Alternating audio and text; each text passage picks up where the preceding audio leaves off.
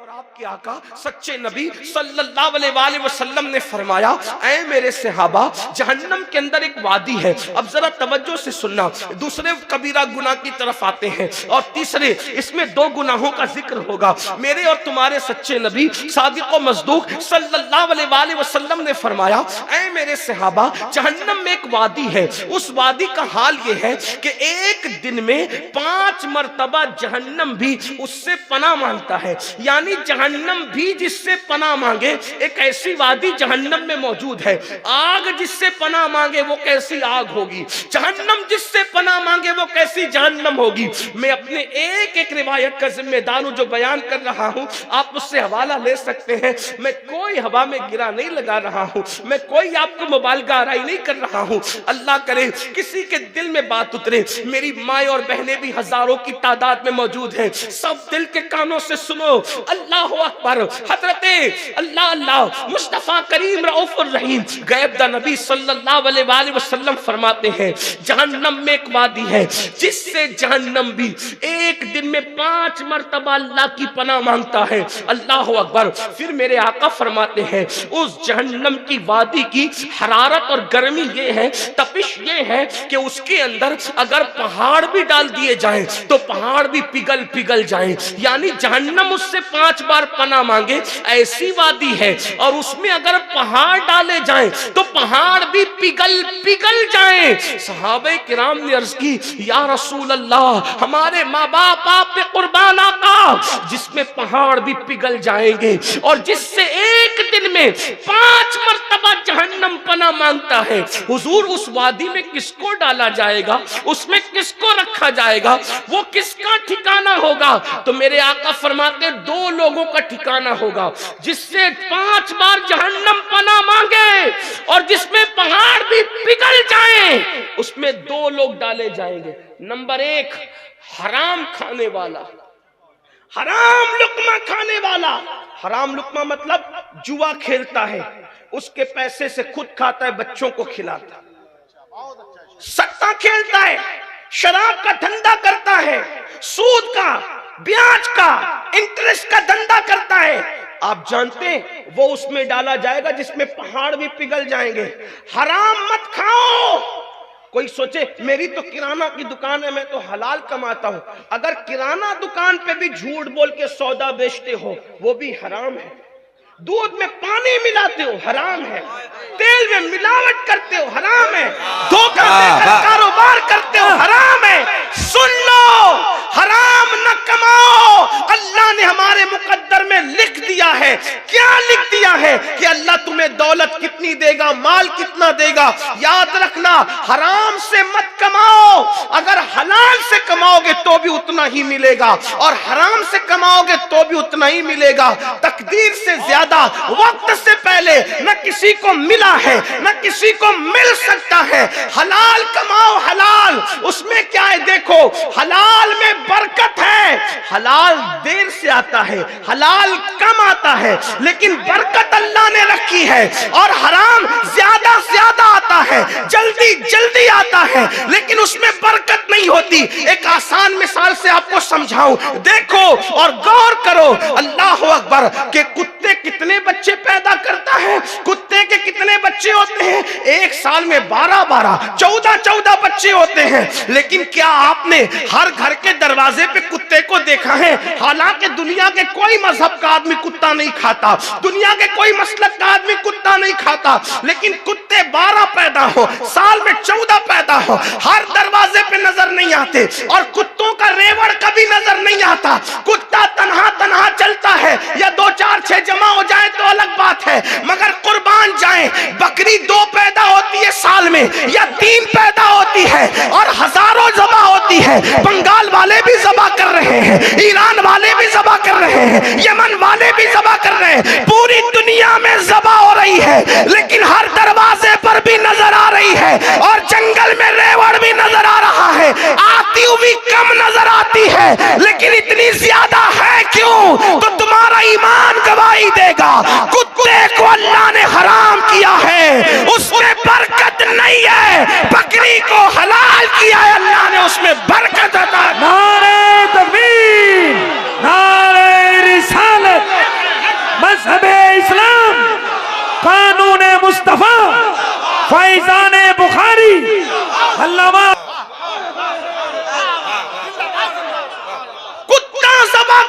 वाला कोई मजहब नहीं, और बकरी कमोबेश हर मजहब में ज़बह हो रही है, लेकिन अल्लाह बरकत कितनी दे रहा है। इसलिए अगर बरकत चाहते हो तो हलाल की तरफ आओ, थोड़ा आएगा थोड़ा, लेकिन बरकत ज्यादा होगी।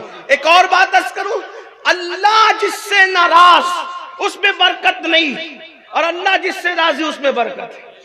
तवज्जो है आपकी, ध्यान है आपका। देखो यजीद, अल्लाह उससे नाराज था, यजीद 14 बेटे छोड़ के मरा, और एक रिवायत के मुताबिक 8 छोड़ के मरा, लेकिन यजीद की नस्ल नजर नहीं आती, क्योंकि अल्लाह उससे नाराज था, और हुसैन से अल्लाह राजी है। एक बेटा छोड़कर दुनिया से गए।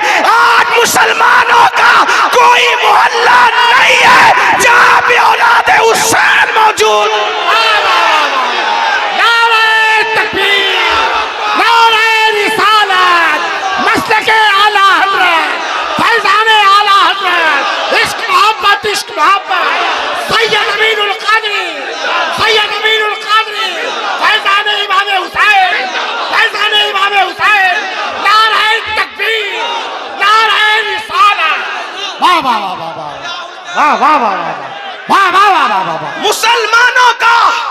मुसलमानों का कोई मोहल्ला ऐसा नहीं जहां औलाद हुसैन मौजूद न हो।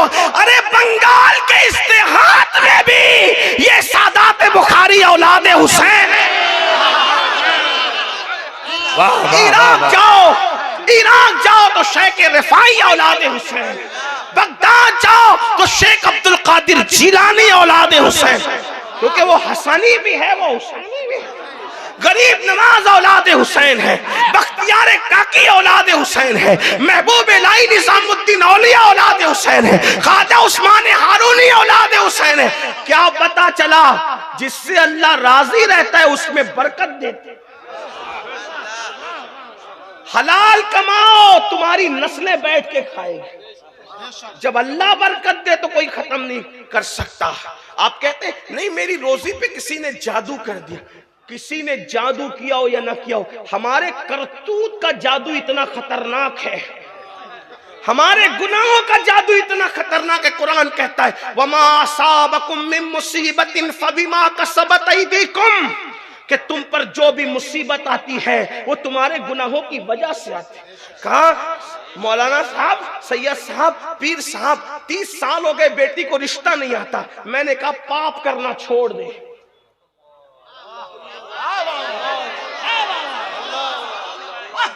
ये हंसी की बात नहीं है, और काम की बेटियों से कहता हूं, अगर घर में बैठी बगैर रिश्ते की लड़कों की कमी नहीं है, गुनाह करना छोड़ मेरी बहन। तुझे ऐसे घर का रिश्ता आएगा नेकी की बरकत से, तेरा गुमान भी नहीं जाएगा। अब आपको लगेगा कि ये मौलवी लोग को बुलाया तकरीर के लिए, कुछ भी बोल के जा रहे हैं। दलील पेश करूं आपको, देखो अगर नेकी करोगे तो इतने ऊंचे घराने का रिश्ता आएगा तकवे की वजह से, लेकिन तकवा अल्लाह के लिए होना चाहिए, किसी को दिखाने के लिए नहीं। पता चला ऊपर से तकवा है, अंदर तो खाली है। हुजूर अलैहिस्सलाम फरमाते अत्तक़वा हाँ होना, तकवा यहाँ है, गर्दन में नहीं है जो गर्दन झुका के बैठते हो। गर्दन न झुकाओ, दिल झुकाओ। टोपियां खूबसूरत न पहनो, दिल को खूबसूरत बनाओ। दाढ़ी की तराश खराश पे तवज्जो देने वालों, दिल पे तवज्जो दो, क्योंकि अल्लाह के रसूल फरमाते, मुत्तफक अलैह हदीस है, इन्नल्लाह ला यंजुरु इला सुवरिकुम व इला अमवालिकुम वलाकिन यंजुरु इला कुलूबिकुम। अल्लाह ना तुम्हारे चेहरे देखता है ना माल देखता है, अल्लाह तो तुम्हारे दिल देखता है। दिल, इस दिल में पाप है, पाप दिल में गुनाह है, दिल में जराइम है। अगर बच्चियों को नेक बनने पर अच्छा रिश्ता ना आए, मेरी जबान काटने में कोई चैलेंज के साथ बात करने वाला आदमी नहीं, लेकिन मुझे अपने नबी के फरामीन पे इतना यकीन है। याद रखना, जिस तकवे से अल्लाह मिल सकता है उस तकवे से अच्छा शौहर नहीं मिल सकता। जिस तकवे परहेजगारी से अल्लाह मिल सकता है उससे अच्छी बीवी नहीं मिल सकती। जो अल्लाह तक पहुंचा दे वो बीवी तक नहीं पहुंचा सकता, जो अल्लाह तक पहुंचा दे। आपको बताऊं, देखो तकवे की बरकत से अच्छा रिश्ता कैसे है। मैं कोई वजीफे का मुखालिफ नहीं हूं, मैं खुद सिलसिले से वाबस्ता हूँ अल्हम्दुलिल्लाह, मैं कादरी बरकाती हूँ अल्हम्दुलिल्लाह रब्बिल आलमीन, मैं इमाम अहले सुन्नत का गुलाम हूँ अल्हम्दुलिल्लाह रब्बिल आलमीन। सुभान अल्लाह। हमारा रिश्ता है जिस खानकाए कादरिया बरकातिया से मेरे इमाम का रिश्ता है, मोहब्बत है, हम वहाँ की गुलामी रखते हैं अल्हम्दुलिल्लाह। हाँ, लेकिन एक बात आपसे कहता हूँ, देखिए हमारे बुजुर्गों ने जो बात कही है उसी को तवज्जो। इमाम अहले सुन्नत फरमाते अल वजीफतुल करीमा में कि फकीर अक्सर वजीफे में वही दुआएं रखता है जो हदीस में है। हाँ, लोग इमाम अहमद रजा को कहते हैं बिदती थे, मैंने कहा वो जितना सुन्नत के आमिल थे उस सदी में किसी बिदती फिरके के अंदर ऐसा आलिम और आमिल तो दूर की बात है, उनकी जूतियों की नोक की जो गर्द है ना उसके बराबर भी आप उनकी जिंदगी का कोई अमल खिलाफ सुन्नत साबित करके बताओ। ये और बात है कि हमने इमाम अहमद रजा के मुतालिक ये बातें तो लोगों को बताई कि वो दोनों हाथ से लिखते थे, ये तो जिम्मेदार वो है जो बयान कर चुके। लेकिन मुझे तो इमाम अहमद रजा की जिंदगी में ये नजर आता है कि वो आखिरी दिन, अपनी जिंदगी के आखिरी दिनों के अंदर दो लोगों के हाथ पर, दो लोगों के कंधों पर अपने हाथ रखकर अपने पैरों को जमीन से घसीटते हुए नमाज़े बाजमात के लिए मस्जिद में जा रहे हैं। मुझे ये बात नहीं कि कोई जो बयान करे उसका जिम्मेदार वो है, मैं ना मुखालफत कर रहा हूँ ना हिमायत कर रहा हूँ किसी के दो हाथ से लिखते नहीं, लेकिन मैं उनके दोनों हाथ को देख रहा हूँ तसव्वुरात में कि वो दो मानने वालों के कंधों पे हाथ रखकर बाजमात जा रहे हैं। आखिरी अय्याम में इतने बीमार हो गए हैं कि चल नहीं सकते तो पैर रगड़ करके मस्जिद जा रहे। किसी ने कहा ऐसे वक्त में तो जमात माफ हो जाती है, आप घर में भी नमाज पढ़ सकते हैं। तो मेरे इमाम ने फरमाया जमात माफ हो जाए अलग बात है, लेकिन ये अदा तो मेरे नबी की सुन्नत है ना। हुजूर भी तो किसी के कंधे पर हाथ रखकर मस्जिद तक गए थे, जब मस्जिद जा नहीं सकते थे तो तब भी तो इस हालत में गए थे। बात जमात के माफ होने की या उसके अदा करने की नहीं है, हम इश्क के बंदे हैं, हम सवाब के सौदागर नहीं हैं, हम इश्क के बंदे हैं। हम तो देख रहे हैं कि महबूब की अदा क्या है, उसी अदा को अदा कर रहे हैं। सुभान अल्लाह, सुभान अल्लाह। मसलके आला हजरत का नारा लगाने वालों, क्या ये अदाएं हमारे अंदर भी है? जो बेटे की शादी में 3-3 दिन की नमाजें छोड़ दे, जो मैयत की मसरूफियतों में नमाजें छोड़ दे, आखिर वो इस अदा पर, इसलिए कि शायद हमने इसका जिक्र हो सकता है किसी को इस पर तकलीफ भी हो कि ये क्या बात की जा रही है, लेकिन मैं आपसे आपकी तकलीफ का मुझे कोई ख्याल नहीं, मुझे तो अपने अल्लाह की रजा का ख्याल है, इसलिए मैं वो बात करना चाहता। तो मैं बात करने चला था, बात दूर ना निकले कि अगर मुत्तकी बन जाओ, अगर अल्लाह से डरने लगो, गुनाह छोड़, ऐसी जगह का रिश्ता आएगा गुमान भी नहीं होगा। देखो उसको मैं एक दलील की रोशनी, आपने सुना है कोई नई बात नहीं, मैं कोई नई बात का क्या कर सकता हूँ। 14 सदियों का जो जखीरा उसी से बात होगी, आप सुन चुके। सुन्नी बहुत जलसा करते, सुनते भी है, कोई नई बात नहीं कर सकता, सिर्फ आपको याद दहानी करा रहा हूँ। फारूक आजम सैयदना उमर इब्न खत्ताब ने ऐलान किया हमारे मजहब में दूध में पानी मिलाकर बेचने की इजाजत नहीं है। आपने फरमाया कोई दूध में पानी मिलाकर नहीं बेचेगा। तवज्जो करना, ये बात आप बार बार सुन चुके हैं, लेकिन उसको मैं किसी और पैराए में आपके सामने रख रहा हूं, मेरी बहनों के सामने, आपके सामने। अच्छे रिश्ते चाहते हो, इससे बड़ा वजीफा कोई नहीं मेरे पास अच्छे रिश्ते का। फारूक आजम फरमाते हैं, मेरे नबी के दूसरे जानशीन है, खलीफा दुआ में, फरमाते हैं कि दूध में पानी मिला करके न बेचना। ठीक, हमारे यहाँ इस्लाम में देखो दूध महंगा बेचो, कितना ही महंगा, सब लोग 50 में बेच रहे हो, आम दिनों में, आम हालात में जब दूध मिल रहा हो हर जगह, आप 100 में बेचिए ना। आपका किसने कॉलर पकड़ा है कि आप ना बेचे? फतहुल कदीर का ये जो जुजिया है उसी पर तो नोट की इस्तेमाल की इजाजत इमाम ने लिखी है ना, कि अपनी 1 पैसे की चीज आप 1000 में बेचते। आम हालात में अगर खाने पीने की चीजों की किल्लत ना हो, हालात आम हो, मार्केट ओपन हो, तो आप कितने में भी बेच सकते हैं। जिसको पसंद आएगा लेगा, नहीं पसंद आएगा नहीं लेगा। 50 रुपए लीटर बेच रहे, आप पीवर बेचिए, 100 में बेचिए जिसको पसंद। और ये एक बात याद रखना, आज भी पीवर के खरीदार लोग हैं, लोकल माल बहुत सब सारे लोग पसंद नहीं करते। और एक बात आपसे कहता हूं, अल्लाह को राजी करने के लिए पीवर माल बेचोगे, कोई खरीदने आए ना आए, अल्लाह फरिश्तों को भी इंसान बना के भेज देगा। वो रज़ाक है। ये बातों को आप किसी मजजूब की बड़ कह सकते हैं, किसी दीवाने की आवाज कह सकते हैं, लेकिन अमल करके देखना सच्ची बात है।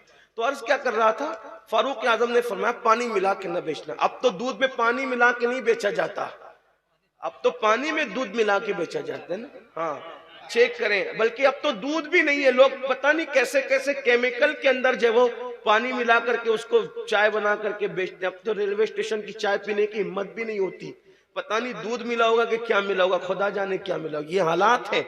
ला इलाहा इल्लल्लाह। इस्लाम का निजाम कितना खूबसूरत है। वक्त का अमीरुल मोमिनीन कहता है दूध में पानी मिला के न बेचना। अच्छा, फिर उसके बाद कह के सो नहीं जाते। आज लोग इसलिए करप्शन का शिकार है कि जो लोग कानून पास करते हैं करप्शन के खिलाफ, वही करप्शन के अंदर गिरफ्तार है। करप्शन का खात्मा उस वक्त होगा कानून पास करने वाला पहले अमल करे। ये बात है।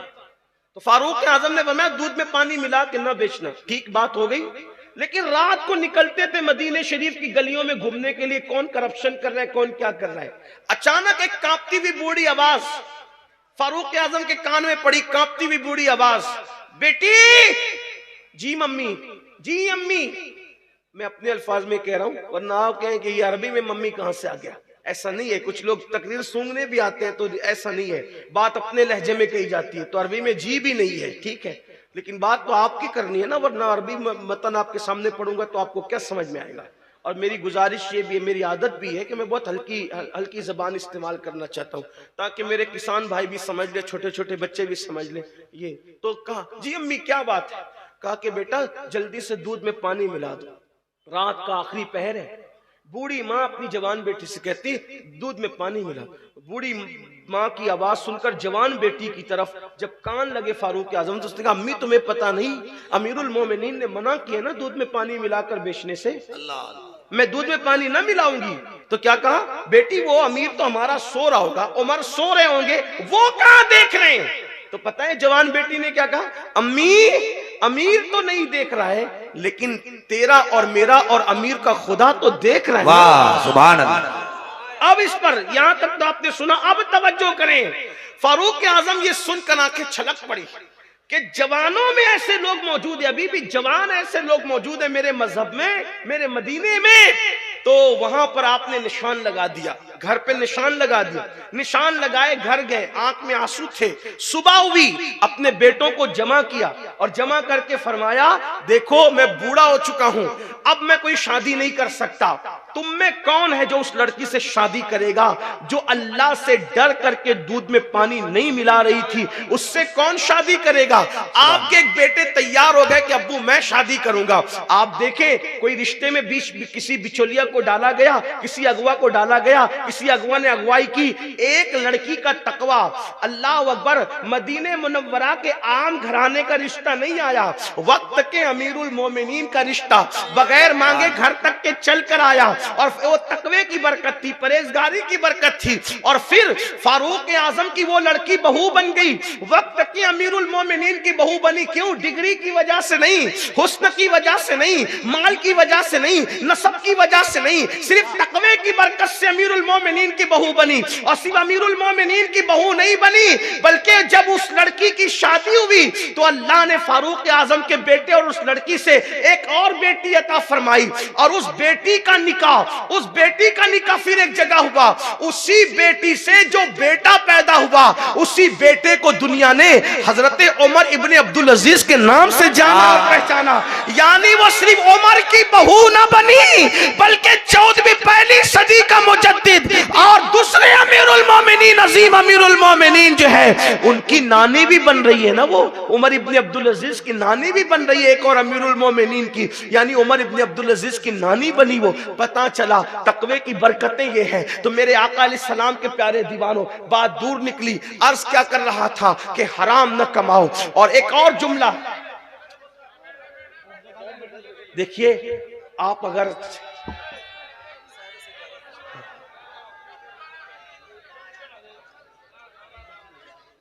वक्त तो पहले ही कम है, मुझे अपनी बात कर लेने दे और आप लोग बहुत अच्छा सुन रहे हैं माशाल्लाह। मैं इस इलाके में पहली बार आया हूँ, बंगाल का नाम बहुत सुना था, लेकिन पहली बार आपके इलाके में बहुत मोहब्बती लोग हैं, बड़े प्यारे लोग हैं, बहुत अच्छे लोग हैं। इस्तकबाल कर ले, हजरत तशरीफ ला रहे हैं, जो भी मेहमान आ रहे हैं उनका इस्तकबाल कर ले। नारे तकबीर, नारे रिसालत, मसलके आला। इस्तकबाल हो गया तो बैठ जाए आप लोग, अदब से बैठ जाएं। मुसाफा साहिबे सज्जादा तशरीफ ला चुके हैं। आप दुरूद शरीफ पढ़े, मैं अपनी गुफ्तगू मुकम्मल बैठ जाए आप लोग आराम से। सब लोग दुरूद शरीफ पढ़ने एक मर्तबा। अल्लाहुम्मा सल्ली अला सय्यदिना मौलाना मुहम्मदिन मादिनिल जूदी वल करम व आलिहि व सहबी व बारिक वसल्लिम सलातु व सलामन अलैका या जद्दल हसन वल हुसैन। बात आगे बढ़ाई जा सकती है, आप दुरूद शरीफ पढ़ने एक मर्तबा सब मिलकर दुरूद शरीफ पढ़ें। अल्लाहुम्मा सल्ली अला सय्यदिना व मौलाना मुहम्मदिन मादिनिल जूदी वल करम व आलिहि व सहबी व बारिक वसल्लिम सलातु व सलामन अलैका या रसूल अल्लाह सल्लल्लाहु तआला अलैहि वसल्लम। मैंने पहले भी कहा था, अभी भी कहता हूँ, साहिब सज्जादा को मुबारकबाद पेश करता हूँ। माशाअल्लाह उन्होंने मेहनतें की, काविशें की, इलाके के उलमाए किराम सादात किराम ने मेहनत की। इतनी खूबसूरत महफिल सजी और बहुत खूबसूरती से आप लोग सुन भी रहे। एक बार फिर बुलंद आवाज से आशिकों की तरह दुरूद शरीफ पढ़ने आप। अल्लाहुम्मा सल्ली अला सय्यदिना व मौलाना मुहम्मदिन मादिनिल जूदी वल करम व आलिहि व सहबिही व बारिक वसल्लिम सलातु व सलामन अलैका या रसूल अल्लाह। तो याद रखें, तकवा बड़ी अजीम चीज है, गुनाह से बचना बड़ी अजीम चीज है, परहेजगारी बड़ी अजीम चीज है। तो मेरे आका सल्लल्लाहु अलैहि वसल्लम ने फरमाया कि जहन्नम के जिस तबके में जो पहाड़ भी पिघल जाएंगे, और जहन्नम का वो तबका जिससे जहन्नम भी एक दिन में 5 मरतबा पनाह मांगता है, अल्लाह अकबर, उसमें जिनको डाला जाएगा वो 2 लोग हैं। नंबर 1 कौन? जो हराम खाने वाला। और याद रखना, आजकल मुसलमानों में सूद का लेन देन भी आम हो रहा है, लोग सूद खा रहे हैं। और याद रखिए, सूद लेना भी हराम है, सूद देना भी हराम है, यानी कि ब्याज जिसको कहते हैं। अल्लाह अकबर, कहीं किसी का नाम पर, कहीं किसी नाम पर, कहीं किसी नाम पर सूद को आम किया जा रहा है। याद रखिए, जिसने सूद का एक लुकमा खाया, सूद का एक लुकमा, अच्छा आखिरी में करें, बयान हो जाए, बयान हो जाए, बयान हो जाए, बैठ जाए। आप सबकी मोहब्बतों का शुक्रिया। एक बार दुरूद शरीफ फिर पढ़ लें अपने आका अलैहिस्सलाम की बारगाह में। अल्लाह रब्ब मुहम्मदिन सल्लल्लाहु अलैहि वसल्लम नहनु इबाद मुहम्मदिन सल्लल्लाहु अलैहि वसल्लम सलातु व सलामन अलैका या जद्दल हसन वल हुसैन। तो जिसने सूद का एक लुकमा, एक लुकमे की बात हो रही, जिसने सूद का एक लुकमा खाया, गोया उसने अपनी माँ के साथ 36 मरतबा जिना किया। यानी जो अपनी माँ के साथ 36 बार जिना करे, उसको कयामत में जो अजाब दिया जाएगा वो सूद का एक लुकमा खाने वाले को दिया जाएगा। अब आप बताएं, जो ब्याज का धंधा करते हैं, इंटरेस्ट का कारोबार करते हैं, उनका क्या अंजाम होगा। इसलिए दुनिया ही सब कुछ नहीं है। और अब गुफ्तगू को समेटते हुए एक आखिरी बात अर्ज कर दूं, समेटते हुए कि एक बंदा तो वो कि जहन्नम में पहाड़ जो पिघलेंगे, जिस हिस्से में पहाड़ पिघलेंगे, जिस हिस्से में पहाड़ पिघलेंगे, उसमें जिसको डाला जाएगा वो कौन? हराम खाने वाला। इसलिए अब हराम न खाना। और नंबर 2 कौन? अब वो दूसरा बंदा सुन ले, जो गुनाह कबीरा मैंने शुरू किया था, गुनाह कबीरा से बचने का हुक्म है, बड़े गुनाह से बचने का हुक्म है। तो दूसरा कौन बंदा उस हिस्से में डाला जाएगा जिसमें पहाड़ पिघलेंगे, और एक बार एक दिन में 5 मरतबा जहन्नम भी जिससे पनाह मांगता है, उस तबके में और किसको डाला जाएगा? तो वो दूसरे नंबर का बंदा है जो नमाजों को तर्क करता है, जो नमाजों को जाय करता है, जो नमाजों की पाबंदी नहीं करता, उस हिस्से में डाला जाएगा। ऐ मेरी कौम के जवानों, आपकी बहुत बड़ी तादाद है, हिंदुस्तान में जवान 60% है, 60% है। मेरे भाइयों, नमाज के नाम पे भी जमा हो जाओ। देखो, सुनने के लिए, तकरीर सुनने के लिए हजारों की तादाद में जमा होते हो, काश के अमल के लिए भी हजारों की तादाद में जमा हो जाओ। मेरे भाइयों, हमने मस्जिदों को वीरान कर दिया, आज मस्जिदें वीरान है, आज मरसिया खां है मस्जिदें, हम नमाज के लिए नहीं आते। कितना सादगी के साथ बहाना बना देते हैं, मौलाना हम नापाक है इसलिए नमाज नहीं पढ़ते। आपसे पूछता हूं मुसलमानों, बताओ जो नापाक हो वो मुसलमान कैसा? आप मुझे बताएं तो सही। अल्लाह अकबर, अल्लाह अल्लाह। मेरे भाइयों, मस्जिदों की तरफ आओ। देखो, अपने मसाइल है, किसी का क्या मसला है? रोजी रोटी का मसला है, किसी का बेटी का मसला है, किसी की औलाद नहीं है, हैं, जिसको औलाद है, औलाद नाफरमान है, कोई बीमारी में मुब्तला है, कोई बर्बादी में है, कोई तबाही में है, मेरे भाई जो याद रखो, अपने मसले का हल अच्छी तरह याद रखना। सुन लें आप लोग,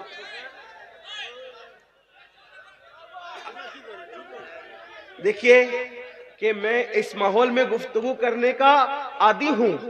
मैं इंडिया में ही रहता हूं, हिंदुस्तान में ही रहता हूं, और आपकी ये चीख व पुकार से मेरे कान आशना है। मुझे इस पे कोई बुरा नहीं लगता, लेकिन इतना जरूर है कि मेरा एहतराम न करो, लेकिन जिसकी हदीस पढ़ रहा हूं उस नबी का तो एहतराम कर लो। आप चिल्लाते रहेंगे तो ही मैं गुफ्तगू करता रहूंगा, मुझे कोई फर्क नहीं पड़ता। इसलिए कि 4 लोग के चिल्लाने में मुझे फर्क नहीं है। ये जो हजारों इत्मीनान से सुन रहे हैं, मेरी तवज्जो इनकी तरफ, मेरी अपनी आदत है, मैं कभी निगेटिव की तरफ तवज्जो नहीं करता, मैं हमेशा पॉजिटिव की तरफ तवज्जो करता हूं।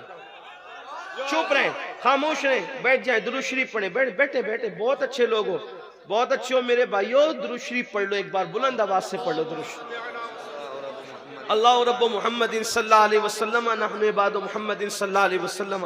अब गुफ्तगू इख्तिताम को एंड को पहुंच रही है, थोड़ा सुन ले। कितने अच्छे लोग हैं बेचारे, घंटों घंटों खड़े हैं। अल्लाह ताला इन खड़े रहने वालों को भी और घंटों से बैठने वालों को भी, जो दिन 50,000 साल के बराबर का दिन होगा, कयामत का दिन, उस दिन अल्लाह हम सबको तकलीफ से बचा ले, मुसीबत से। आज नबी रहमत की महफिल में बैठे हैं, कल कयामत के दिन नबी रहमत के साथ उठना अल्लाह हम सबको नसीब फरमाए।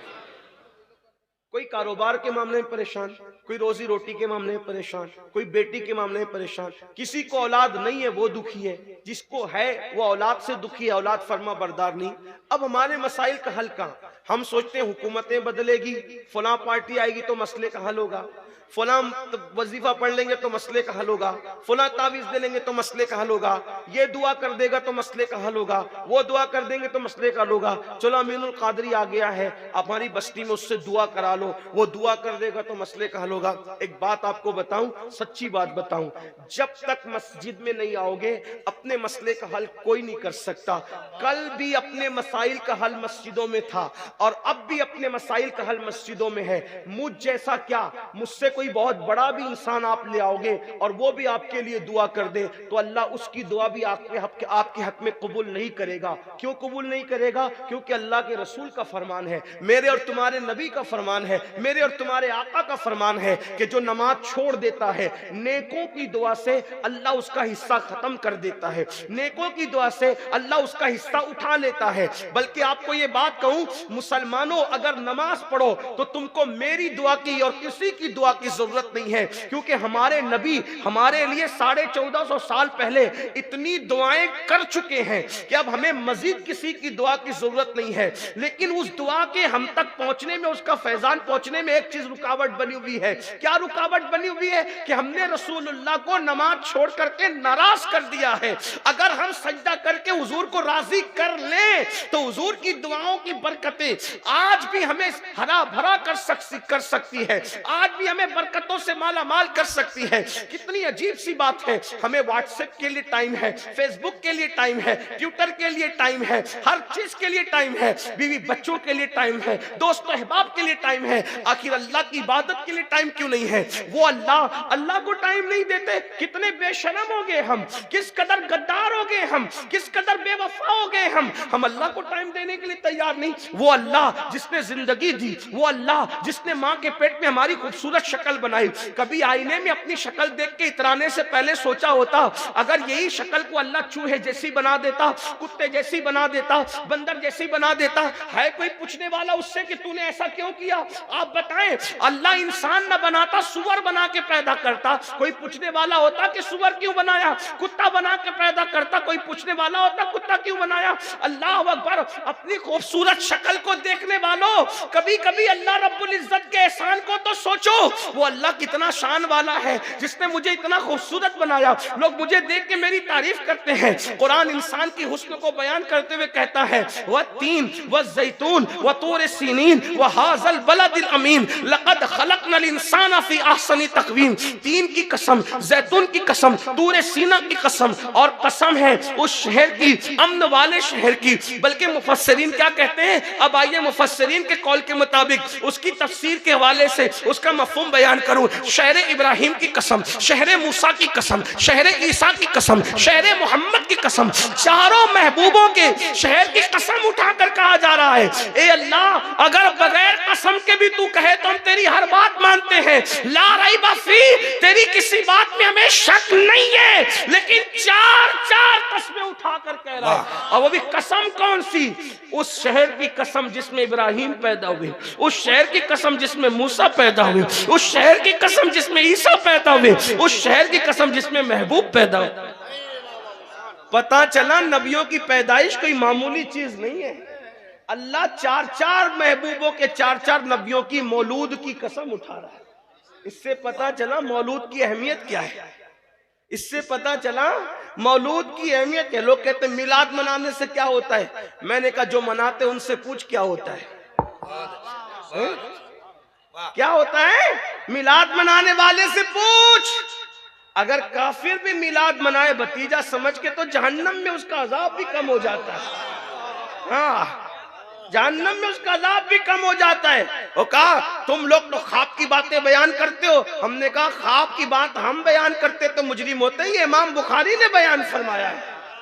वो कहा कि आप लोग तो ख्वाब की बात, जब सहाबी ख्वाब बयान कर दे तब वो ख्वाब नहीं रह जाता, वो रिवायत हो जाती है ना। हाँ, तो बहरहाल अर्ज ये कर रहा था। एक बात आपको बताऊं, मिलाद से क्या होता है? तवज्जो आपकी, मिलाद से क्या होता है? जिसका कोई ताल्लुक भी ना हो उसको भी मिलाद की बरकत मिलती है। मिलाद से ही होता है। इमामुल मुतकल्लिमीन अल्लामा नकी अली खान अपनी किताब में लिखते हैं कि जब कारून जमीन में धंसा, आपको पता है कारून क्यों धंसा? लेकिन धंसा इतना तो पता होगा, अभी उसकी तरफ जाऊंगा तो आधा घंटा और चाहिए, लेकिन उसका नहीं कुछ जिक्र कर। कारून जमीन में धंसा ये तो पता होगा आपको, कारून जमीन में धंसा। अब धंसा धंसा धंसा धंसता रहा। कब तक धंसा? मूसा अलैहिस्सलाम के जमाने से धंसा। और कब तक धंसता रहा?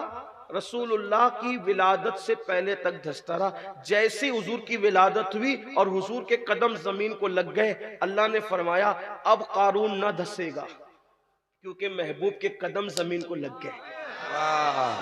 कारून का कोई ताल्लुक ही नहीं है।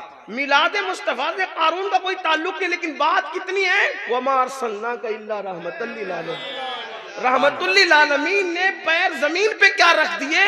अब वो धंसता हुआ कारून नहीं धंस रहा है, वो वही रुक गया है। क्यों? हुजूर की मिलाद हो गई। अल्लाह अल्लाह, जब कारून जैसों को ऐसी मिलाद की बरकतें नसीब होती है तो गुलामाने मुस्तफा को कैसे नसीब होगी? सोचो तो सही। ओके, मिलाद से क्या होता है? मैंने कहा मिलाद से ये होता है कि सारी रूए जमीन मस्जिद बना दी जाती है। मस्जिद बना दी। एक बात आपको बताऊं, हुजूर ने क्या फरमाया? अल्लाह ने मेरी बरकत से रूए जमीन को क्या बना दिया? क्या बना दिया? यानी कि पहले के लोगों को इबादत करना होता था तो इबादत खाने में जाना पड़ता था। अब मुसलमान जहां नमाज का टाइम हो नमाज शुरू कर दे। क्या जगह है वो? मस्जिद। एक बात इससे और बताऊं, जब मस्जिद हो गई रूए जमीन तो मस्जिद के ऊपर कोई जिना करता है क्या? मस्जिद के ऊपर कोई शराब पीता है क्या? मस्जिद के ऊपर कोई चोरी करता है? कोई करता है मस्जिद में चोरी? हुजूर कह रहे कि मस्जिद हो गई, ये तो हमें समझ में आ गया और यही उसका मतलब है कि सजदागाह बन गई। लेकिन जो चीज सजदागाह है फिर वो जिनागाह कैसे हो सकती है? वो शराबगाह कैसे हो सकती है? वो चोरी गाह कैसे हो सकती है? इसका मतलब लोग जमीन को कुछ माने, तुम तो सजदागाह मान रहे हो ना। जब तुम सजदागाह मान रहे हो तो जमीन के ऊपर पाप क्यों करते हो, गुनाह क्यों करते हो? जमीन पे गुनाह करने नहीं आए, जमीन पे सजदा करने आए, जमीन पे अल्लाह की इबादत करने आए। तो अर्ज क्या कर रहा था, हमारे मसाइल का हल कल भी मस्जिद में था, सजदे में था और आज भी सजदे में है। और जब तक सजदा नहीं करोगे उस वक्त तक कामयाबी नहीं मिल सकती। हुकूमतें आएगी चली जाएगी। और एक बात आपको बताऊं, जो इस वक्त जालिम आए हैं दुनिया में, कहीं हर मुल्क का यही हाल है, कहीं कम कहीं ज्यादा, इससे ज्यादा जालिम आएंगे। अगर इबादत नहीं करोगे इससे ज्यादा जालिम है। जो तकलीफें आज है इससे ज्यादा तकलीफें बढ़ेगी। अरे अल्लाह ने हमें खूबसूरत शक्ल दी, रिस्क दिया, अच्छे माँ बाप दिए, सारी नेमतें दी, क्यों उसके लिए टाइम नहीं निकालते? एक वक्त की नमाज के लिए सिर्फ 10 मिनट चाहिए, 10 मिनट, 10 मिनट से ज्यादा का टाइम नहीं लगता। क्यों नमाज नहीं पढ़ते? और सुन लो, अगर नमाज न पढ़ो, नमाज ना पढ़ो तो अल्लाह के रसूल अलैहिस्सलाम क्या फरमा रहे? आप ये सोचते हो कि नमाज छोड़ देंगे तो भी हुजूर हाथ पकड़ के जन्नत में ले जाएंगे? नमाजों को तर्क करोगे फिर भी हुजूर हाथ पकड़ के जन्नत में ले जाएंगे?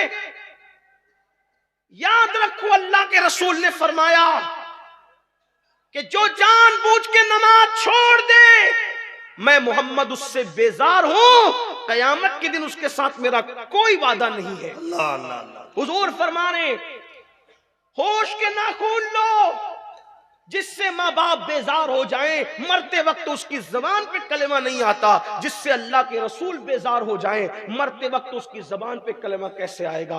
आप क्या समझते हो? इमाम अहले सुन्नत की बात बहुत ज्यादा करते हो। इमाम अहले सुन्नत ने फतावा रज़विया शरीफ में लिखा कि जो अजान का जवाब न दे और दुनिया की बातें करे, डर है कि मरेगा तो काफिर होके मरेगा। इमाम अहले सुन्नत ने लिखा, जो नमाज पढ़े लेकिन रुकू सही ना करे, पढ़ता है नमाज लेकिन रुकू सही नहीं करता, तो हदीस पाक उन्होंने कोट की कि जो रुकू सही नहीं करता, डर है कि मरेगा तो काफिर होके मरेगा। नमाज पढ़ता है मगर रुकू सही नहीं पढ़ता, तो डर है कि मरेगा तो काफिर होके मरेगा। जो सिरे से नमाज ही नहीं पढ़ता, जुमा तक नहीं पढ़ता, जुमा के दिन आता है तो 2 रकअत पढ़ के भाग जाता है, वो कैसे मोमिन मरेगा?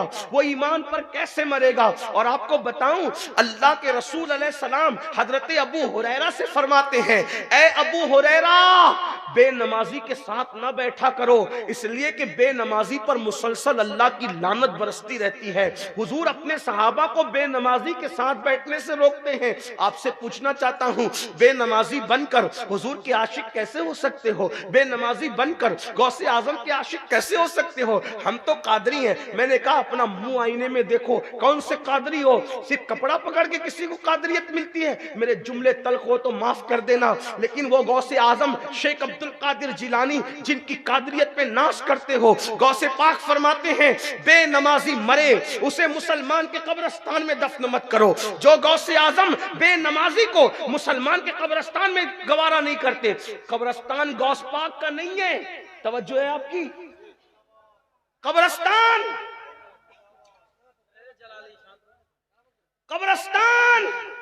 गौसे पाक का नहीं है बज़ाहिर। गौस पाक फरमाते बेनमाजी मरे उसे मुसलमान के कब्रिस्तान में दफन मत करो। तो जो गौसे पाक बेनमाजी को मुसलमानों के कब्रिस्तान में पसंद नहीं करते, वो गौसे पाक बेनमाजी को अपने सिलसिले में कैसे पसंद करते? गौस पाक के सिलसिले में गौस पाक की मर्जी से कोई दाखिल होगा तो मेरे भाइयों नमाज की तरफ आओ, और अगर नमाज नहीं पढ़ोगे तो फिर कौन से हिस्से में दाखिल किए जाओगे? मेरे आका सल्लल्लाहु अलैहि वसल्लम फरमाते हैं, वो जहन्नम का हिस्सा जिससे जहन्नम भी एक दिन में 5 बार पनाह मांगता है, और वो जहन्नम का हिस्सा जिसके अंदर पहाड़ भी पिघल जाएंगे। मेरे भाइयों अपनी जवानी पे रहम करो, अपने हाल पे रहम करो। बताओ, जिस जहन्नम के हिस्से में पहाड़ भी पिघल जाएंगे, जिस जहन्नम के हिस्से में पहाड़ भी पिघल जाएंगे, अपने जिस्म का क्या बनेगा?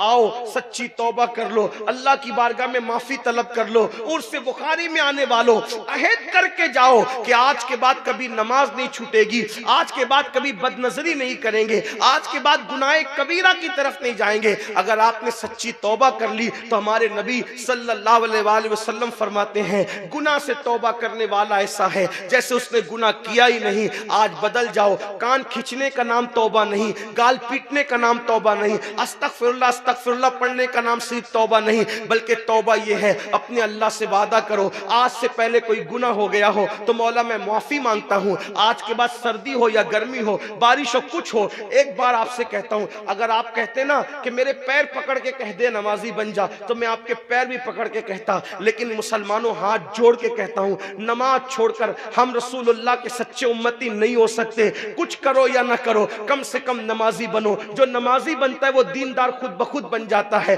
जो नमाजी बनता है धीरे धीरे वो अल्लाह के करीब हो जाता है। अरे सजदे में जाके देखो क्या है, रोजी का मसला ना हल हो तो कहना, रिस्क का मसला हल ना हो तो कहना, मसाइल का मसला हल ना हो तो कहना। याद रखना मेरे भाई, जिस सजदे में खुदा मिलता है उस सजदे में क्या नहीं मिल सकता, लेकिन सजदा करके देखो। लेकिन एक आखिरी बात कहते हुए जाऊं, याद रखना नमाज पढ़ना तो ऐसे के पीछे पढ़ना जिसका सर काबे के सामने झुकता हो और दिल दिल मकीने गुंबदे खजरा के सामने झुकता हो, किसी गद्दारे नबी के सामने उसके पीछे नमाज न पढ़ना।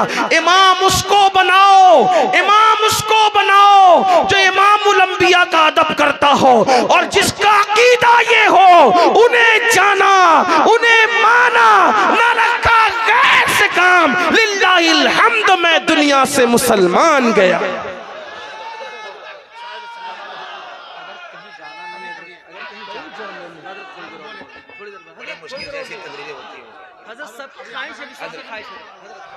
सज्जादा का हुक्म है 10 मिनट और बोल दूं, 10 मिनट और बोल देता हूं, बात पूरी करता हूं।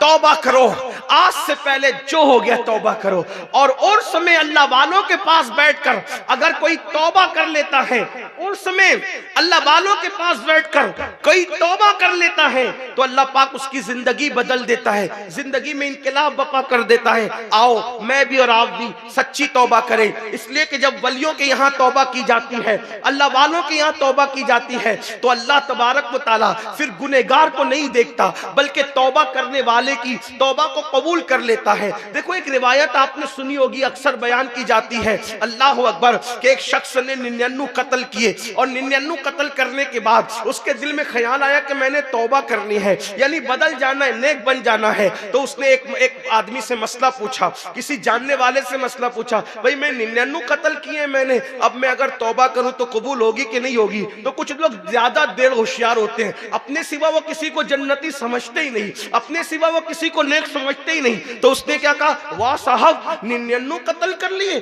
और 99 कत्ल करने के बाद जो है अब आप तौबा करने जा रहे, जाओ जाओ आपकी तौबा कबूल नहीं होगी। मैं बतौर मफहूम अपने अल्फाज के जामे में पेश करूं, जाओ जाओ तौबा कबूल नहीं होगी। तो वो थोड़ा सा था दीवाना आदमी, तो उसने सोचा 99 कत्ल पे भी जहन्नम मिलेगी, तो फिर 99 क्यों पूरा ना कर ले, पूरा 100 ना कर ले, उसने उसी को कत्ल कर दिया। यानी जो डेढ़ होशियारी करने गया उसने और 100 हो गए। 100 के बाद वो किसी अल्लाह वाले से साहिबे दिल से मिला, कहा मैंने 100 कत्ल किए, तौबा करना चाहता हूँ, क्या मैं तेरी तौबा कबूल है? उसने कहा हाँ। देखो लेकिन उसने बताया कि ये बात कौन बयान कर रहा है? अल्लाह के रसूल सल्लल्लाहु अलैहि वसल्लम बयान कर रहे हैं। लोग कहते हैं वलियों के यहाँ जाने से क्या मिलता है, क्या मिलेगा उर्स में जाने से, क्या मिलेगा आस्ताने पे जाने से? हदीस पाक का मफहूम है 100 कत्ल करने वाला जब तौबा करने के बारे में पूछता है तो वो साहिबे दिल कहता है हाँ तेरी तौबा कबूल होगी। ये करीब में वलियों की बस्ती है, ये करीब में वलियों की बस्ती है। अगर तू उन वलियों की बस्ती में जाके तौबा करेगा तो अल्लाह तेरे गुनाह ना देखेगा बल्कि अल्लाह तुझे माफ कर देगा। मैं भी कह दूं ये करीब में वलियों की बस्ती है। वाह वाह, ये करीब में वलियों की बस्ती है। अरे वो वली थे लेकिन सैयदुल आलमीन की औलाद नहीं थे, ये तो वली भी हैं और मुस्तफा जाने रहमत की औलाद भी है। मखदूम जान औलाद साहबे सज्जादा वलियों की बस्ती में आए हैं। अल्लाह अकबर, कहाँ वलियों की बस्ती है और तुम तौबा करोगे उधर जाके। अब सोचो उसने तौबा की नियत से वलियों की बस्ती की तरफ कदम बढ़ाया। अल्लाह की शान देखो, उसने वलियों की बस्ती की तरफ कदम बढ़ाया। अल्लाह की शान देखो, अभी कदम उठा करके आगे बढ़ा ही था कि उसका इंतकाल हो गया और धड़ाम से जमीन पे गिर पड़ा। जब इंतकाल हुआ तो फरिश्ते आए, जन्नत के फरिश्ते, रहमत के फरिश्ते भी आए, जहन्नम के फरिश्ते और अजाब के फरिश्ते भी। एक बात आपको कहूं, फरिश्ते अपनी मर्जी से आते जाते हैं क्या? फरिश्ते अपनी, भाई कहीं ऐसा होता है कि दोनों चले आए? ऐसा नहीं होता ना, जिसको अल्लाह भेजता है वही आता है? लेकिन यहां अल्लाह ने दोनों को भेजा। देखो अल्लाह बताना चाहता है, ऐसे मौके पे अल्लाह बताना चाहता है कुछ। दोनों आ गए, रहमत वाले भी आ गए, अजाब वाले भी आ गए। अब दोनों कहते हैं हम ले जाएंगे, हम ले जाएंगे। अरे हम ले जाएंगे, तो फिर दोनों में गुफ्तगू भी। कहा तुम क्यों ले जाओगे? कहा ये तो पापी था, मुजरिम था। अल्लाह की बारगाह में अर्ज किया गया मौला हम ले जाना चाहते। वो कहते हम ले। तुम क्यों ले जाना चाहते? वो 100 कातिल 100 का कत्ल किया था, तुम क्यों ले जाना चाहते हो? मौला 100 का कत्ल तो किया था लेकिन अल्लाह वालों की बस्ती की तरफ तौबा की नीयत से चला था, अभी पहुंचा नहीं, सिर्फ चला था। याद रखना मेरी कौम के जवानों, किसी का दर ऐसा नहीं जिसके दर पे जाओ और नाकामी के साथ बैठ जाओ तो कामयाबी मिल जाए, ऐसा नहीं है। एक मेरे अल्लाह का दर है, अल्लाह का दर जो खुद फरमाता है, हदीस कुदसी है, जो मेरी तरफ चल कर आता है मेरी रहमतें उसकी तरफ दौड़ करके जाया करती है। वहां अगर बैठ जाओगे थक के रास्ते में तो मंजिल खुद चलकर तुम्हारा इस्तेकबाल करेगी। अल्लाह अकबर। तो क्या कहा, तुम क्यों ले जाना चाहते हो? तौबा की नियत से वलियों की बस्ती की तरफ चला था। तो अल्लाह फरमाता है एक काम करो, जाओ।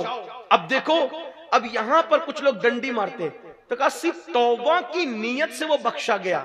मैंने कहा तौबा की नियत का मैं तो मुनकिर ही नहीं हूं, उसी उन्वान से बयान कर रहा हूं, लेकिन बख्शिश जो हुई वो तौबा की नियत पर नहीं हुई, बख्शिश किसी और वजह से।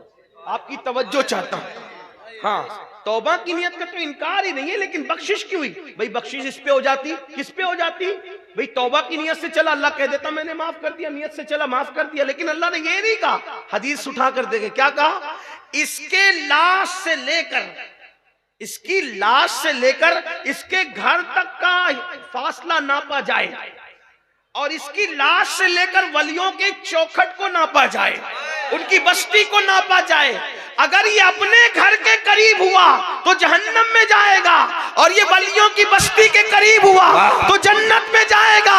फिर हुआ क्या, जब नापने के लिए चले तो अल्लाह ने जमीन को हुक्म दिया, जमीन सिमट जा और इसको वलियों के करीब कर दे, और जमीन सिमट गई और उसका लाशा वलियों के करीब हुआ तो उसको फिर जन्नत में दाखिल कर दिया गया। आप अंदाजा करें, सिर्फ बनी इस्राइल के औलिया के करीब होने की वजह से, लाशा करीब होने की वजह से 100 को कत्ल करने वाला जन्नत में जाता है। अगर हमारे दिल गौसो ख्वाजा के कदमों में धड़कते रहे तो इंशाअल्लाह दुनिया भी कामयाब है और आखिरत भी कामयाब है। अल्लाह के बंदो सच्ची तौबा करो, यहां भी निजात है, वहां भी निजात है। डर था कि इसियां की सजा अब होगी या रोजे जजा, दी उनकी रहमत ने सदा, ये भी नहीं वो भी नहीं, और आज जो ऐब किसी पर नहीं खुलने देते, कब वो चाहेंगे मेरी हश्र में रुसवाई हो। तो मुसलमानों सच्ची तौबा करो, गिड़गिड़ा लो, रो लो। उम्मुल मोमिनीन सैयदा आयशा सिद्दीका फरमाती है, मैंने अल्लाह के रसूल से पूछा, या रसूल अल्लाह, क्या आपका कोई गुनहगार उम्मती भी जन्नत में जाएगा? क्या आपका कोई पापी उम्मती भी जन्नत में जाएगा? हुजूर फरमाते हाँ ऐ आयशा, जो रात की तारीकी में, जो तन्हाइयों में अपने गुनाहों को याद करके रोता होगा, ऐसे गुनहगारों को अल्लाह कयामत के दिन बेहिसाब जन्नत अता फरमाएगा, उनसे हिसाब नहीं लिया जाएगा। इसलिए आइए अपने गुनाहों पे गिड़गिड़ाइए, रोइए, अपनी जिंदगी में इनकलाब बपा कीजिए। और हिंदुस्तान के मुसलमान 3 काम पर मेहनत करें। 3 काम करना है हमको। पूरी तकरीर याद रहे न रहे ये याद करना। पहले वादा करो कौन कौन ये 3 काम करेगा, हाथ उठाएं, बोलो भाई सुभान अल्लाह। देखो 3 काम हिंदुस्तान में हमें 3 काम करना है। नंबर 1, दीनदार बनो। क्या बनो? और अपने बच्चों को भी दीनदार बनाओ। दीनदार सिर्फ दाढ़ी टोपी वाले दीनदार नहीं, सिर्फ गोश्त और मछली खाने वाले दीनदार नहीं। कैसे दीनदार? जैसे रसूलुल्लाह बनाने आए थे। अब वो कैसा दीनदार होता है? जो अपने लिए पसंद करो वही अपने ईमान वाले भाई के लिए पसंद करो, है ना? कैसे दीनदार? हुजूर से सच्चा इश्क करो। कैसे दीनदार? नमाज की पाबंदी करो। तो 3 काम क्या करना है? नंबर 1 क्या बनोगे? क्या बनोगे? दीन पर अमल करो। नंबर 2, मालदार बनो। नंबर 2 क्या करना है? मालदार बनो, मेहनत करो, खेल कूद से तवज्जो हटा के माल हासिल करो। जुए सट्टे शराब से नहीं, हलाल मेहनत की कमाई से। क्योंकि गरीबी कभी कभी आदमी को कुफ्र तक ले जाती है, इसलिए मालदार बनो। कुछ लोग कहते हैं ना, अरे अल्लाह के रसूल भी गरीब थे, हम भी गरीब है, तो क्या? ये झूठ है। हुजूर कोई गरीब नहीं थे, हुजूर कोई मिस्किन नहीं थे, हुजूर कोई मुफलिस नहीं थे। हुजूर अलैहिस्सलाम इतने मालदार थे कि उनसे पहले इतना बड़ा मालदार न कभी रूए जमीन पे आया और न कयामत तक उन जैसा मालदार कोई रूए जमीन पे आ सकता है। अब आप कहेंगे ये कोई नई बात डाल दी आपने। मैंने कहा नई बात फिर कहता हूं, मैं नई बात लाने वाला कौन? सुनो, हुजूर कितने मालदार थे। कोई एक रियासत का मालिक, कोई एक खेत का मालिक, कोई एक मुल्क का मालिक, कोई 2 मुल्क का मालिक। मेरे नबी इतने मालदार थे कि अल्लाह ने पूरी दुनिया का भी मालिक बना दिया और उनको जन्नत का भी मालिक बना दिया। मेरे इमाम कहते हैं मालिक कुल ने, खालिक कुल ने आपको मालिक कुल बना दिया, दोनों जहां आपके कब्जा व इख्तियार में। और हुजूर अलैहिस्सलाम, ये तो बात हुई, लेकिन हुजूर के पास मदीने शरीफ में और इर्द गिर्द मदीने शरीफ के इतनी जमीनें थी कि हुजूर से बड़ा कोई जमींदार नहीं था। मैं अपने अल्फाज में समझा रहा हूं। लाखों की आमदनी थी हुजूर की, लाखों की, लेकिन बात ये थी सुबह आती थी लाखों की आमदनी, शाम तक सब तकसीम कर देते थे। हाँ, अब आप कहेंगे जब लाखों की आमदनी थी तो आला हज़रत ने ये क्यों कहा 2 जहां की नेमतें हैं उनके खाली हाथ में? ये भी एक मसला आप लाके खड़ा करते हैं। बड़े बड़े शायर लोग अहले इल्म में बैठे हुए, तो उसकी बात अर्ज कर दूं, यही तो इमाम अहमद रजा का कमाल है कि वो फनकार नहीं थे, वो आशिक रसूल थे। क्या है? मालिक कौनैन है, गो पास कुछ रखते नहीं, 2 जहां की नेमतें हैं उनके। तो कहा देखो उनके हाथ खाली थे ना, मैंने कहा एक खाली का मतलब होता है कुछ नहीं, यानी खाली है ना, खाली कुछ नहीं, नथिंग, कुछ नहीं, सही। और एक खाली का मतलब क्या होता है? एक खाली का मतलब होता है ओनली, सिर्फ। मतलब क्या? अगर पूछा जाए इस वक्त किसकी तकरीर हो रही है बुखारी उर्स में, तो कहा इस वक्त खाली अमीनुल कादरी बोल रहा है, यानी सब चुप हैं और सिर्फ अमीनुल कादरी बोल रहा है ना, ओनली वही बोल रहा है। तो क्या इस वक्त स्टेज पर शाकिब सामी साहब भी मौजूद हैं? नहीं, वो आने वाले तो थे लेकिन उनका वीजा कैंसिल हो गया इसलिए वो नहीं आए, इसलिए खाली अमीनुल कादरी बोल रहा है। वाह, इस वक्त कौन बोल रहा है? खाली अमीनुल कादरी बोल रहा है। कहा क्या वहां पर इंसानों के सिवा और भी कोई है? का नहीं, खाली इंसान है, सिर्फ इंसान है। सही है। अब खाली का मतलब समझ में आया? कहा कि खानका में कौन है? तो कहा खानका खाली पड़ी है, उसमें कोई नहीं है, कुछ नहीं है उसमें। और यहाँ खाली इंसान, सिर्फ इंसान है। इतनी बात समझ में आई? एक खाली का मतलब होता है कुछ नहीं और एक खाली का मतलब होता है ओनली, सिर्फ। बात समझ गए? समझे कि नहीं समझे? बंगाल वालों समझे कि नहीं समझे? हाँ, ये तो दिल्ली और लखनऊ वालों के भी बस का नहीं है, क्योंकि इमाम अहमद रजा की बोली है। तो बंगाल में बोलने की बात अलग है। अब मेरे इमाम कहते मालिक कौनैन है, गो पास कुछ रखते नहीं, 2 जहां की नेमतें हैं उनके खाली हाथ में। वो मालिक कौनैन है जो आता है सब तकसीम कर देते हैं, अपने पास कुछ नहीं रखते, इसलिए कि दोनों जहान की नेमतें सिर्फ और सिर्फ अल्लाह ने उन्हीं को अता फरमाया है। उनके सिवा 2 जहां की नेमत किसी को अता नहीं की गई है, इसलिए कि जिसको जो मिला है उन्हीं से मिला है। खल्क के हाकिम हो तुम, रिज्क के कासिम हो तुम, तुमसे मिला जो मिला तुम पे करोड़ों दुरूद। आसमां खान, जमी खान, जमाना मेहमान, साहिबे खाना लक़ब किसका है? तेरा तेरा। और मैं तो मालिक ही कहूंगा कि हो मालिक के हबीब, यानी महबूब मुहिब में नहीं मेरा तेरा। और कौन देता है? देने को मुंह चाहिए, देने वाला है सच्चा हमारा न। तो हमारे नबी से बढ़कर, हमारे नबी से बढ़कर कोई मालदार नहीं, कोई मालदार नहीं। ठीक, इतनी बात समझ में आ गई, वरना और भी दलील पेश करता। तो नंबर 1 दीनदार बनो, नंबर 2 मालदार बनो। नौजवानों खासतौर पे जो बूढ़े हो गए उनको चैलेंजेस का मुकाबला नहीं करना, चैलेंजेस का मुकाबला हमें करना है। नौजवानों जल्दी उठो, जल्दी सो, खूब मेहनत करो, मालदार बनो, खूब मालदार बनो। ये लॉजों में जो मुस्लिम बेटियां बिक रही है गुर्बत की वजह से, सिग्नलों पर भीख मांग रही है बुर्का पहनकर, गुर्बत की वजह से। गुर्बत कुफ्र तक ले जाती है। लड़कियां जो मुर्तद हो रही है, लड़के जो मुर्तद हो रहे हैं, कहीं ना कहीं गुर्बत का उसमें अमल दखल है। गुर्बत का खात्मा करो। एक आदमी मालदार है, एक आदमी मालदार है, वो दूसरे को पैसा लगा करके उठाए, अगर ज़कात के मुस्तहिक है तो ज़कात इतनी दे ताकि वो भी आइंदा साल ज़कात देने के काबिल बन जाए। और बंगाल वालों अगर बुरा नहीं माने तो एक बात अर्ज करूं हाथ जोड़ के, मस्जिदों के 2-2 करोड़ के मीनार बनाने की बजाय कोशिश करो कि वो 2-2 करोड़ गरीबों पे खर्च करो और उनको मजबूत करो। अगर हमारी कौम 10 साल में मजबूत हो गई तो 2 नहीं बल्कि 10 करोड़ के मीनार हम बना सकेंगे। इसलिए मेरी गुजारिश है, जलसों के खर्चे भी कम करो, शादियों के खर्चे भी कम करो और सब खर्चे कम करके अपनी कौम को मजबूत करो। हुजूर अलैहिस्सलाम इसीलिए तशरीफ लाए थे। तो दीनदार बनो, मालदार बनो, और नंबर 3 एजुकेशन पे बहुत मेहनत करो। कोई भी जाहिल न रहे, कोई भी अनपढ़ न रहे, खूब खूब पढ़ाओ अपने बच्चों को।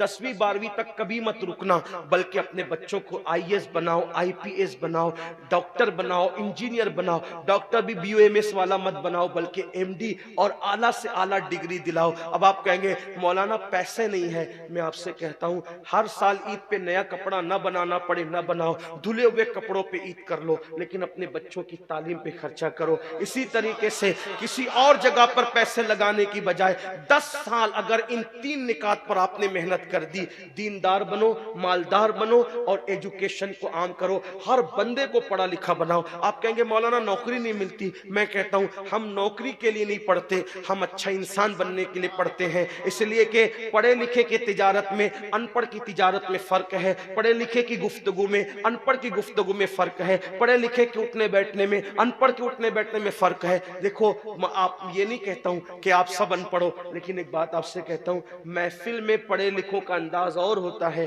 अनपढ़ लोगों का अंदाज और होता है। खाने में, पीने में, उठने में, बैठने में तालीम को आम करो, दुनिया भी पढ़ाओ, आखिरत भी पढ़ाओ। अपने बच्चों को इतना इल्म दो कि वो मुसलमान रहे, सच्चे मुसलमान रहे, और अपनी बच्चियों को भी इतना इल्म दो, सच्ची पक्की मुसलमान रहे, और स्कूल, कॉलेज, यूनिवर्सिटी में आला से आला तालीम दिलाओ। और याद रखना, गुर्बत का बहाना मत बनाओ। बिटिया की शादी होती है तो लाखों रुपए कहां से आते हैं, और आपसे कहता हूं 8 घंटे मेहनत करने की बजाय 16 घंटे मेहनत करो, मेहनत में पीछे मत हटो, अपने बच्चों को पढ़ाओ। सिर्फ 10-12 साल हिंदुस्तान के तमाम मुसलमान मेहनत करके अपने बच्चों पे मेहनत कर ले, कोशिश कर ले, काविश कर ले, तो देखना नक्शा बदल जाएगा। ये भी आपसे कहता हूं, एक बात कहता हूं, मना नहीं कर रहा हूं, अगर मुझसे गलती हो तो मेरे उलमा इस्लाह करेंगे, आप मेरी जात को देख के कबूल नहीं करना।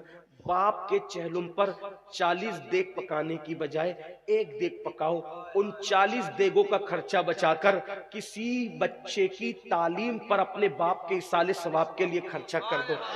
पीर साहब के मजार पर 1 लाख की चादर ला के डालने की बजाय 100 रुपए की चादर डाल दो, बाकी के पैसे बचाकर गरीबों की तालीम पे खर्चा कर दो। पीर साहब के इसाले सवाब के लिए वो उस 1 लाख की चादर से जितना खुश होंगे, वो 100 रुपए की चादर से भी उससे ज्यादा खुश होंगे, क्योंकि आपने किसी को उठा दिया, किसी को आपने तरक्की पे ले गए। एक बात कहता हूँ, मेरा पीर जन्नती है तो मेरे पीर को मेरी 1 लाख की चादर से क्या गरज, उसको तो जन्नत में उससे बेहतर लिबास मिल चुका है, उसको तो 1 लाख का उससे बेहतर लिबास मिल चुका है। तो ये बातें तल्ख लगे माफ करना, लेकिन आपसे एक बात कहता हूँ, रसूमात से निकलो, हकीकतों की तरफ आओ, रसूमात से निकलो, सच्चाइयों की तरफ आओ। एक दूसरे को गिराने की कोशिश मत करो, एक दूसरे को उठाने की कोशिश करो, आपस के झगड़े खत्म करो। तेरा सिलसिला बड़ा, मेरा सिलसिला बड़ा, तेरी बिरादरी बड़ी, मेरी बिरादरी बड़ी, तेरा पीर बड़ा, मेरा पीर बड़ा। याद रखना, हम सबका सबसे बड़ा पीर मुस्तफा जाने रहमत है, वो सबके पीर है और उनसे बड़ा कोई हो ही नहीं सकता अल्लाह की मखलूक में। हमारे इमाम ने कहा और पूरी दुनिया मुत्तफिक है कि हमारे पीर सबसे बड़े हैं। जाहिर सी बात है, सारे पीर उनकी नालैन में है और वो सब पीरों के पीर है। मेरे इमाम कहते सबसे औला वो आला हमारा नबी, सबसे बाला वो आला हमारा नबी, अपने मौला का प्यारा हमारा नबी, दोनों आलम का दूल्हा हमारा नबी। सारे अच्छों में अच्छा समझिए जिसे, है उस अच्छे से अच्छा हमारा नबी। सारे ऊंचों में ऊंचा समझिए जिसे, है उस ऊंचे में ऊंचा हमारा नबी। हमारा नबी इतना ऊंचा है कि अल्लाह अकबर, ताजे रूहुल कुद्स के मोती जिसे सजदा करें, ताजे रूहुल कुद्स के मोती जिसे सजदा करें, रखती है कितना वकार। अल्लाह अकबर एड़ियां, कोई बिरादरी बड़ी नहीं, कोई बिरादरी छोटी नहीं। मेरे आका फरमाते हैं, कुल्लुकुम मिन आदम व आदम मिन तुराब, तुम सब आदम की औलाद हो और अल्लाह ने आदम को मिट्टी से पैदा किया। जब तुम सबकी अम्मी एक है, अब्बा एक है, तो छोटा बड़ा कोई कहां से हो गया। इसलिए बिरादरी के नाम पे न लड़ो, लड़ो, किसी नाम पे न लड़ो, सब लोग रसूलुल्लाह की जात पे मुत्तहिद रह जाओ, सहाबा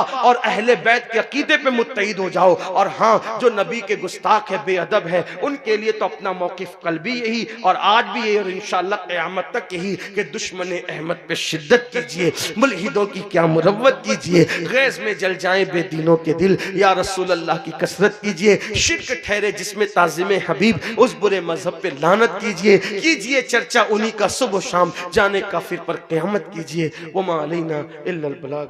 अस्सलामु अलैकुम। बोल दिया, बोल तो दिया।